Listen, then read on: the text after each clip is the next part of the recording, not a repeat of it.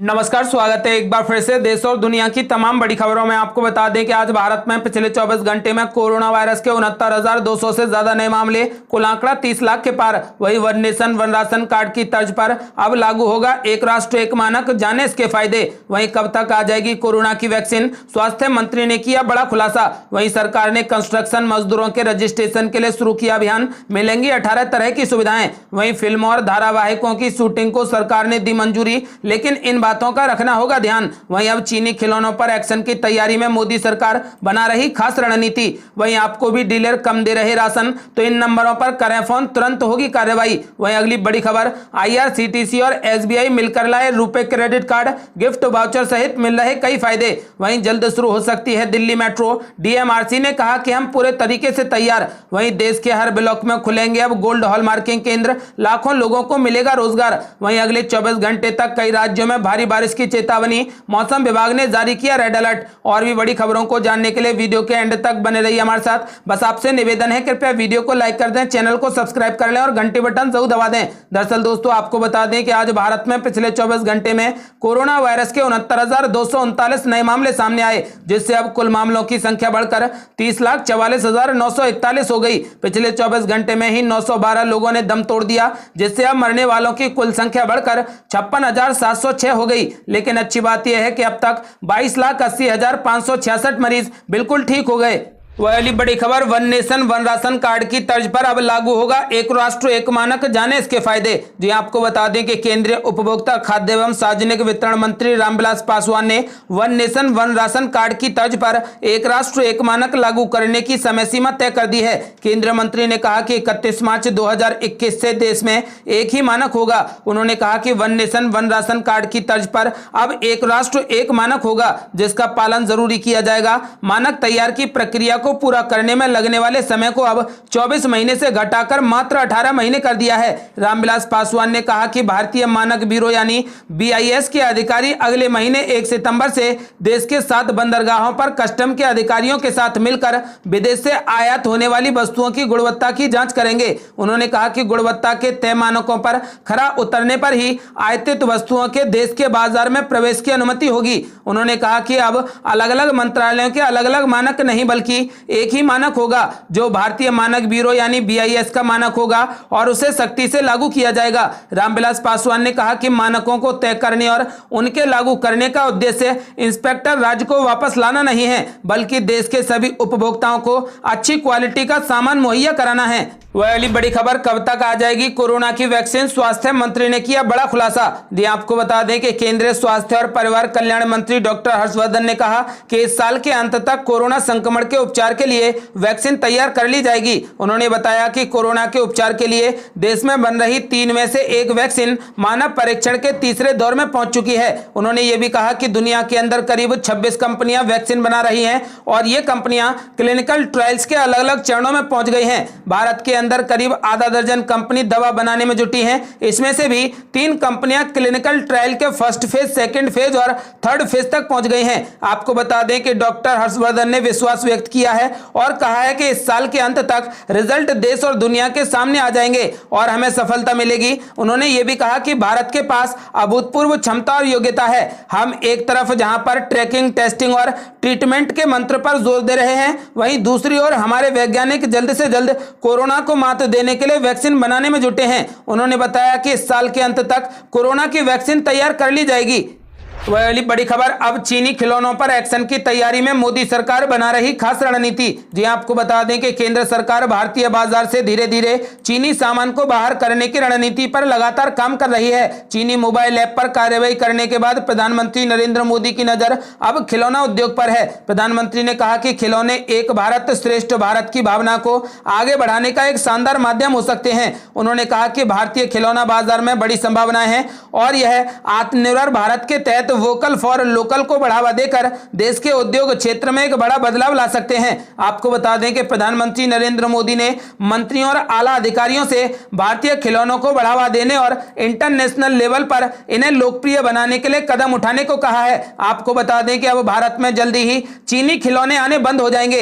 वह अगली बड़ी खबर, यदि आपको भी राशन डीलर कम दे रहे राशन या बिल्कुल नहीं दे रहे राशन तो इन नंबरों पर दर्ज करें अपनी शिकायत, तुरंत होगी कार्रवाई। जी आपको बता दें कि अक्सर देखने को मिलता है कि राशन डीलर राशन कार्ड धारकों को उनके तय कोटे का अनाज देने में आनाकानी करते हैं। तो ऐसी स्थिति में राशन कार्ड धारकों को परेशानी का सामना करना पड़ता है और उनको पता भी नहीं होता कि वह कहां पर और किसके पास शिकायत करें। जी आपको बता दें कि हम आपको एक ऐसी वेबसाइट बताने जा रहे हैं जिससे आप अपना संपर्क कर सकते हैं और शिकायत कर सकते हैं। आपको बता दें कि आप अपने राज्य के toll free number national food security portal पर शिकायत कर सकते हैं। आपको बता दें कि स्क्रीन पर जो आपको वेबसाइट दिख रही है आप उस पर जाकर अपने स्टेट का नंबर ले सकते हैं। जी आपको बता दें कि nfsa.gov.in पोर्टल पर जाएं और वहां से विजिट करके सभी राज्य के नंबर निकाले जा सकते हैं। अक्सर देखा गया है कि राशन कार्ड के लिए अप्लाई करने के बावजूद भी कई लोगों को कई महीनों तक राशन कार्ड नहीं मिल पाता। ऐसे में वह इसकी शिकायत भी आसानी से यहां पर कर सकते हैं। आप इस वेबसाइट पर जाइए और यहां से अपनी स्टेट का नंबर निकालिए और उस पर कॉल कीजिए।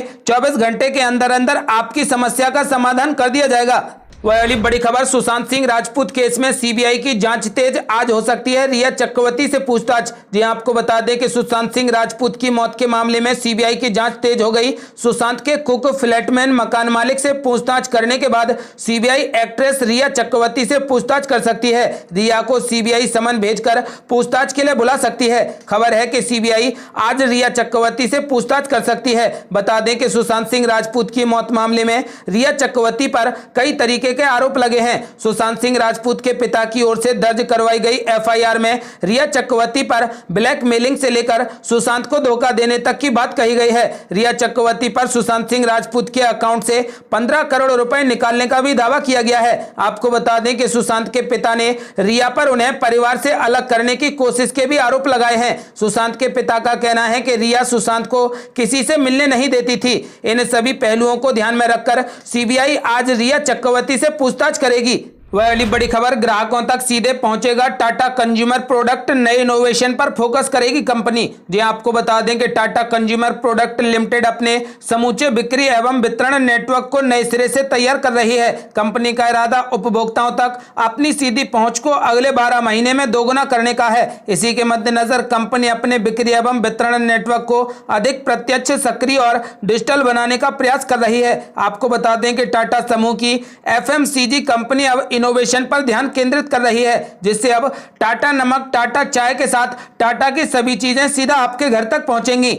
वह अगली बड़ी खबर, जल्द शुरू हो जाएगी मेट्रो ट्रेन, डीएमआरसी ने कहा कि हम पूरे तरीके से तैयार। जी आपको बता दें कि कोरोना काल में ट्रांसपोर्टेशन की दिक्कत झेल रहे दिल्ली वासियों को जल्द ही बड़ी राहत मिलने वाली है। Delhi metro rail corporation limited जल्दी ही मेट्रो ट्रेन सर्विस शुरू करने जा रही है। बस सरकार से हरी झंडी मिलने का इंतजार है। डीएमआरसी ने साफ कर दिया है कि वह मेट्रो ट्रेन के कमर्शियल संचालन के लिए पूरे तरीके से तैयार है। डीएमआरसी ने कहा कि जैसे ही सरकार से मंजूरी मिलेगी तुरंत ही मेट्रो ट्रेन का संचालन शुरू कर दिया जाएगा। डीएमआरसी प्रमुख मंगू सिंह लगातार अलग अलग स्टेशनों के परिचालन प्रणाली के संचालन और रखरखाव की जांच के लिए स्टेशनों को मुआयना कर रहे हैं। अब जल्दी ही डीएमआरसी ट्रेन को शुरू कर देगी। वह अगली बड़ी खबर, अयोध्या राम मंदिर के लिए दान देने की श्रद्धालुओं में मची होड़, रोजाना 10,000 से लेकर 50,000 तक के आ रहे मनी ऑर्डर।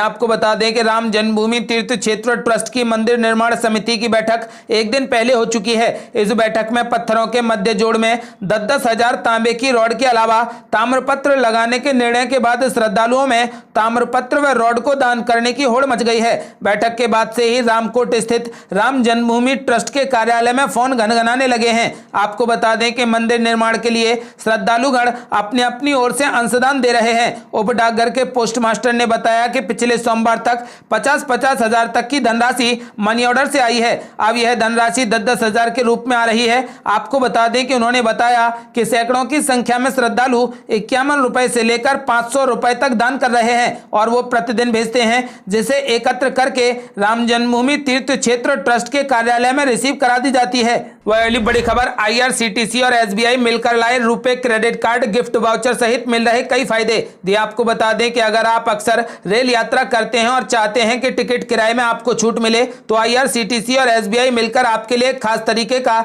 रुपए क्रेडिट कार्ड लेकर आए हैं। इस क्रेडिट क्रेडिट कार्ड के जरिए आपको जहां रेल टिकट बुक करने पर रिवार्ड पॉइंट के तौर पर कैशबैक मिलेगा, वहीं इस कार्ड के लिए अप्लाई करने पर आपको 500 रुपए का गिफ्ट वाउचर भी मिलेगा। IRCTC SBI credit card RuPay card के लिए अप्लाई करने पर आपको अमेजन का 500 रुपए का गिफ्ट वाउचर भी दिया जाएगा। आपको बता दें कि आपकी ओर से कार्ड के लिए दी गई एप्लीकेशन के अप्रूव होते ही यह गिफ्ट वाउचर आपको मिल जाएगा। IRCTC SBI credit card RuPay के जरिए रेलवे का टिकट बुक करने पर आपको हर बार 10% तक कैशबैक मिलेगा। इस कार्ड के लिए 31 मार्च 2021 तक कोई भी ज्वाइनिंग फीस नहीं ली जाएगी। इसके बाद शायद 500 रुपए ज्वाइनिंग फीस ली जा सकती है। आपको बता दें कि टिकट बुक करने के लिए मिले रिवार्ड पॉइंट के जरिए आप अपने परिवार के किसी भी सदस्य या फिर दोस्त के लिए फ्री टिकट ले सकते हैं। वह वाली बड़ी खबर, सरकार ने कंस्ट्रक्शन मजदूरों के रजिस्ट्रेशन के लिए शुरू किया अभियान, मिलेंगी 18 तरह की सुविधाएं। जी आपको बता दें कि दिल्ली सरकार कंस्ट्रक्शन मजदूरों के लिए 24 अगस्त से 11 सितंबर तक निर्माण मजदूर रजिस्ट्रेशन अभियान चलाएगी। सरकार ने सभी 70 विधानसभा क्षेत्रों में कंस्ट्रक्शन के कामों से जुड़े मजदूरों के रजिस्ट्रेशन के लिए 70 स्कूलों में कैंप बनाए हैं। आप घर बैठे भी www.edistrict.delhi.gov.nic.in पर जाकर ऑनलाइन अपना आवेदन कर सकते हैं। आपको बता दें कि सरकार की इस योजना के तहत 18 साल से 60 साल के लोग ही अपना रजिस्ट्रेशन करा सकते हैं। रजिस्ट्रेशन कराने के लिए कम से कम 90 दिन काम करने का किसी भी तरीके का सर्टिफिकेट, फोटो, स्थानीय ID, बैंक खाता संख्या और आधार कार्ड का होना जरूरी है। रजिस्ट्रेशन कराने वाले कंस्ट्रक्शन मजदूरों को श्रमिक बोर्ड की ओर से चलाई जाने वाली सभी 18 तरह की सहायता योजनाओं का लाभ मिलेगा। वह अगली बड़ी खबर, अगले 24 घंटे तक कई राज्यों में भारी बारिश की संभावना, मौसम विभाग ने जारी किया रेड अलर्ट। जी आपको बता दें कि देश के कई राज्यों में भारी बारिश से कहीं बाढ़ आ गई तो कहीं पर बाढ़ जैसे हालात बने हुए हैं। पिछले कुछ दिनों में राजधानी दिल्ली और इसके आसपास के इलाकों में भी